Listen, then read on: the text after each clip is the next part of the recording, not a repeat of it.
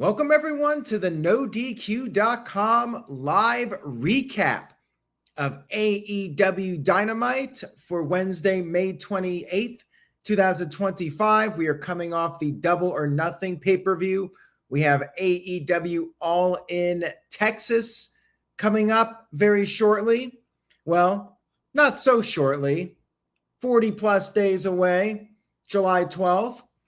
A lot will be happening that weekend. In addition to AEW, we have WWE Saturday Night's Main Event, Evolution, and NXT Great American Bash. But we're here to talk about Dynamite. We opened up the show with Toni Schiavone interviewing Hangman Adam Page. Page defeated Will Ospreay at Double or Nothing and will now challenge Jon Moxley for the world title at All in Texas. Page gave credit to Ospreay for giving him the fight of his life. He talked about how the title that Moxley holds has been in the briefcase. Page vowed to free the title from the briefcase. But then we had Swerve Strickland interrupt, and Swerve showed some footage of the Young Bucks saying that they cost Swerve the world title for Adam Page.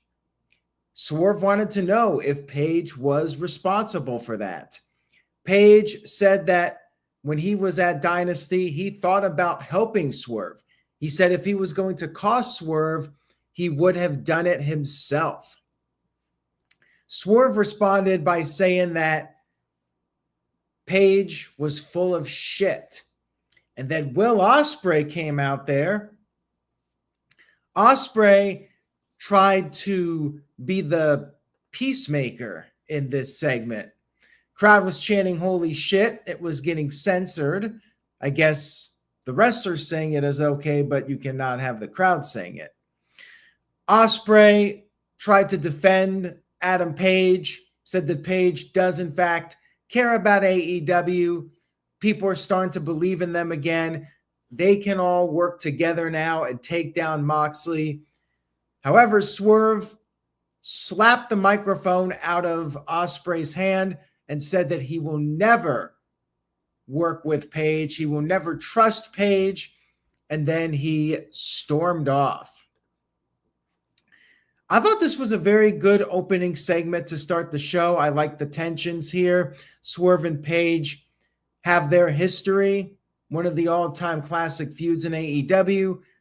We'll see if they end up working together. The way these storylines tend to go, that's what will happen, but who knows? There's a lot of different ways this can go, and I enjoyed it. I thought it was a strong opening to the show. We had a video package recapping Anarchy in the Arena. That was an insane match. We then had a 6-person intergender tag match. Jon Moxley, Marina Shafir, and Gable Kidd going up against Speedball, Mike Bailey, Willow Nightingale, and Mark Briscoe. All 6 of them were brawling. Briscoe then did the tribute to Sabu, jumping off the chair to the outside onto the men. Then Speedball, after the commercial break, tagged in, did some of his offense, the kicks, the missile drop kick. Then we had Marina Shafir and Willow Nightingale tagging in and going at it for a while. Then Moxley and Bailey were back in. Kidd ended up putting Bailey through the timekeeper's table. And then after the commercial break, Mark Briscoe got a hot tag, but then we had Wheeler Yuta trying to interfere. Claudio ran down there only for Commander to attack him with a dive. Then it was down to Moxley and Briscoe. Moxley put Briscoe in the choke after hitting the paradigm shift, and the partners were unable to help. And Briscoe passed out. Moxley wins. Once again, Briscoe takes an L. That's typically how it goes for him. world champion wasn't losing this match, so it was what it was. It was fine. It was a fine match. It was entertaining. We then had a video package from the Hurt Syndicate. They actually did not appear in front of the crowd on this show, which was disappointing. I always enjoy the Hurt Syndicate segments, but this was just a little promo. MJF said the world title will soon be around his waist, and they bragged about how the Hurt Syndicate have successfully defended their titles on 5 occasions already. And I'm thinking, well, you go against all these jabroni tag teams, you're bound to pick up a lot of wins. And time will tell if MJF actually gets back into the main event picture. We'll see. We had a video from Ricochet. And Ricochet, this was his only appearance on this show, just a little quick promo backstage, teasing the idea that he is going to form his own faction. What is he, Chris Jericho? He's going to be a faction man now, but he says that that's what he feels he needs to take it to the next level. We'll see about this. Who's going to be on Ricochet's team? Action Andretti and the other guy that teams with him, Leo Rush. Yeah, not sure how I feel about this one, but we'll see. Next up, we had a women's tag match. Anna Jay and Harley Cameron against Megan Bayne and Penelope Ford. This was a no DQ match, basically a hardcore match. They had all the weapons. Shouldn't it have been like a Texas tornado match, or they should have just called it that since they were in El Paso, Texas? I don't know. But this was a good match. I enjoyed it. Pretty hard-hitting match with the ladies. We had trash cans, and there was a lead pipe being used. Megan Bayne ended up getting fired up after being hit with the pipe, and she double clotheslined Harley and Anna Jay. And then after the break, Anna hit Megan with the chair right in the head, by the way. They did a head chair shot here, and this allowed Harley to powerbomb Megan on the outside through a table that was set up. Harley recovered, and she sent, or not Harley, Megan Bayne recovered and sent Harley face first into the steel steps, and Harley got busted open from this. She was bleeding. I'm not sure if it was from the nose, but yeah, it looked pretty nasty. And then Megan gave Anna Jay the F5 onto the chair, and Harley came back in and broke up the pin. And Anna Jay's nose also got messed up in this one. And then Megan and Ford were able to pick up the win when they did the Doomsday device to Harley. 1, 2, 3. I think this was the right call here. Megan, you got to keep her looking strong. Pretty good match. I liked it. We had Mercedes Moné, the TBS champion, and the other titles that she has. She arrived in a lowrider. I'll talk about this more in just a moment. Her paying tribute to Eddie Guerrero in El Paso, Texas. We had the Ops. Now, I want to say this. Up to this point, I thought this was a pretty strong Dynamite, these first couple of segments. But then we had the Ops versus the Frat House. I don't know what the hell this Frat House gimmick was. Was it like Chase U mixed with Spirit Squad? I don't know what it was, but man, this is really, I don't even know what to say about it. I can't even think of a word to describe it. The Frat House, they're partiers, win or lose, they drink booze is their catchphrase. I'm not even sure who all the guys were. I think you had Preston Vance and Griff Garrison was in the group. Like, just throw a bunch of guys together, and I mean, they're trying to do something with them, so I suppose that's a positive, but yeah, a bunch of frat boys. That's their gimmick. Yeah, this was rough, but I guess I wanted to see them get beat up. So in that case, you could say maybe it's a good idea. I don't know. But yeah, Powerhouse Hobbs destroyed all the guys. There were like 3 or 4 lackeys out there, and they tried to use a paddle while the referee wasn't looking. And Hobbs ended up destroying all of them and picked up the win with the spine buster. So yeah, Hobbs beat them all up. I guess I was happy in that regard. Then we had Jamie Hayter come to the ring for a promo with Renee Paquette, and Renee wanted to know what was next. But before Jamie could really elaborate, we had the lights go out. And when they came back on, it was Tekla. I'm not even sure how to pronounce her name. This woman from Stardom, I think. She attacked Jamie. Well, we didn't see the first move that she did. The lights came on and they cut to her Titantron, and then they cut to the ring and Jamie Hayter was already down. So yeah, not the best production here for Tekla's debut. And she did the little spider pose that Bray Wyatt would do, and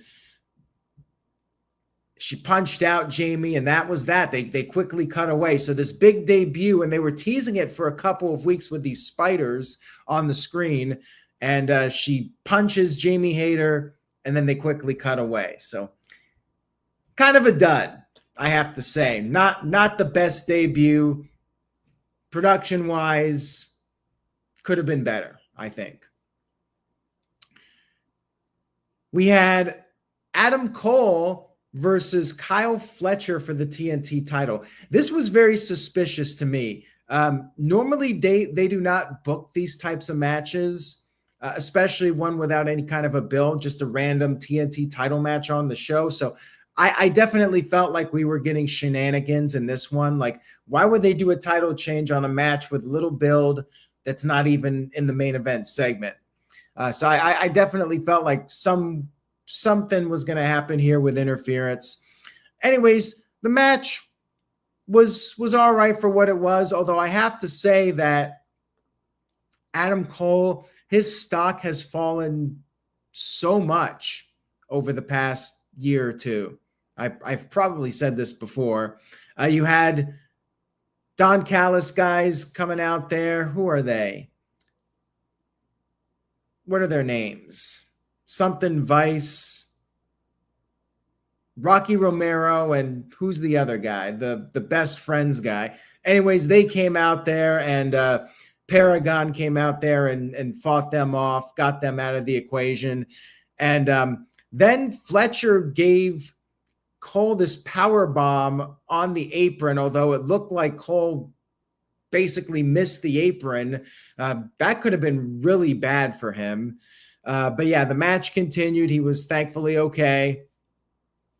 Then Cole hit the Panama Sunrise, started to make his comeback, went for the boom shot. But then we had Josh Alexander run out there and attack Cole, causing the disqualification. So it was, in fact, a screwy finish, a DQ, a very WWE style. You know, you book a match, but you don't want to have either guy lose, so you just do the DQ. It was what it was. And then we had Brody King come out there, and we had another match. We had Brody King versus Josh Alexander. Now, I have to say this. I did not care about this match, and I'll tell you why. Because it's a qualifying match for a 4-way match on a 4-hour show next week for Kenny Omega's international title. And we know damn well Kenny Omega is not losing that title, because they're probably doing Omega versus Okada, champion versus champion at All In Texas. So they're doing a qualifying match for a match where I know Kenny Omega is not dropping the title. I just didn't care about it. Match itself was fine. Alexander got in a lot of offense because he was ultimately the one doing the job here. And then Alexander German suplexed Brody on the apron. And somehow during this, I don't know if it was from a suplex or something, but Alexander got himself busted open pretty bad. That was like 3 on this show where people were getting cut open the hard way. Brody King ended up getting his knees up from a moonsault attempt, and then Brody hit the Gonzo bomb and picked up the win. So Brody King advances to the match next week on the 4-hour Dynamite. Or is it 2 hours of Dynamite and 2 hours of Collision? I hope it's just 2 hours of Dynamite, and then it's not like a 4-hour Dynamite. I am not doing it at midnight, so they better just be doing a 2-hour Dynamite. I'll be recapping it at 10 Eastern. I'm not doing it at midnight. Hell no, not doing that. And if they somehow do like a 4-hour Dynamite and they save good stuff for the end, I might not even recap next week. I'm serious too. I'm protesting if it's 4 hours of Dynamite. If it's just 2 hours of Dynamite and 2 hours of Collision, I'll recap Dynamite and I'm skipping Collision.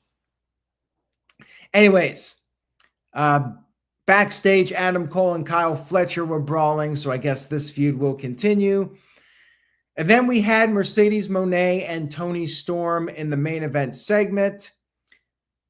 Mercedes was paying tribute to Eddie Guerrero with the low rider, and then she's out there. She mentioned Eddie Guerrero, her hero, Owen Hart, her hero. You know what? I get it. She legitimately loves Eddie Guerrero and wants to pay tribute to him, but you're a heel.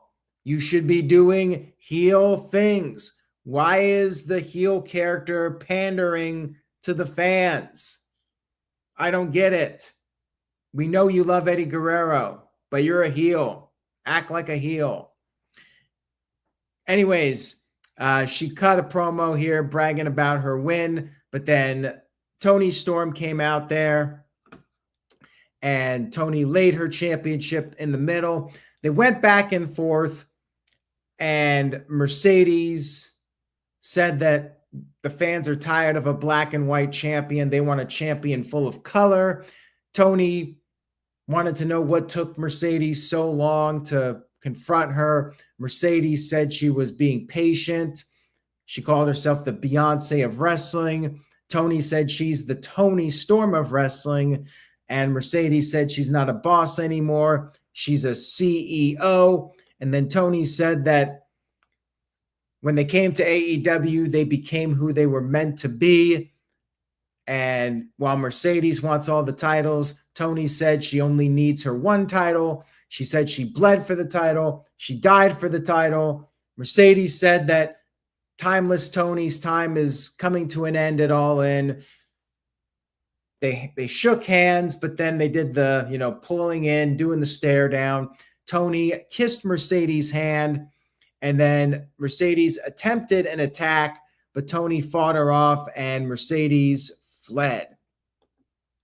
And that was it for the segment. The show ended about 6 minutes after 10 o'clock. A little bit of an overrun, but not too much. My thoughts on this final segment. It was all right, but the lines, the back and forth did feel scripted to me. Didn't really feel authentic. You know what it reminded me of? If you guys remember the South Park parody of wrestling, and they're acting like they're in community theater, the back and forth with the parody characters, Edge and John Cena. That's what it felt like to me. It felt like they were doing theater. It didn't really feel like an authentic promo between two people that don't like each other. So yeah, I wasn't the biggest fan of it. It was okay though. I didn't think it was terrible. It was decent, but not nearly as strong as the opening segment.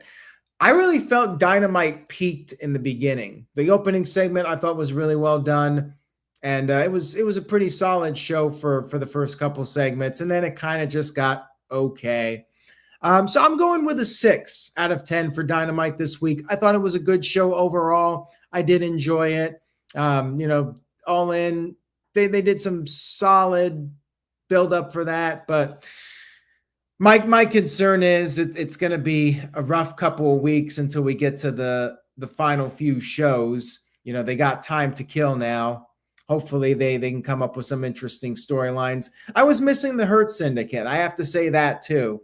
I wish there was more of them on this show, but you know, can't have them on every week. You got to bring in some of the other talent and push some of your other people. That's all I got for this week's Dynamite. Next week, I will probably be doing something depending on what their format is for next week. But at most, I will be doing a 2-hour recap. We'll have to see what they come up with. If not, I may just skip the week, but we'll see. Time will tell on that. I'll definitely be back for SmackDown, though. Make sure you guys tune in for that and check out the new videos on the No DQ YouTube channel. Let me know your thoughts. We got the No DQ Roundtable and Wrestling's Hottest Audacious Takes. Both of those are up, available on the No DQ channel. Watch those. Let me know your thoughts. And stay tuned to NoDQ.com for the very latest. Say yes to No DQ, and I will see you all next time.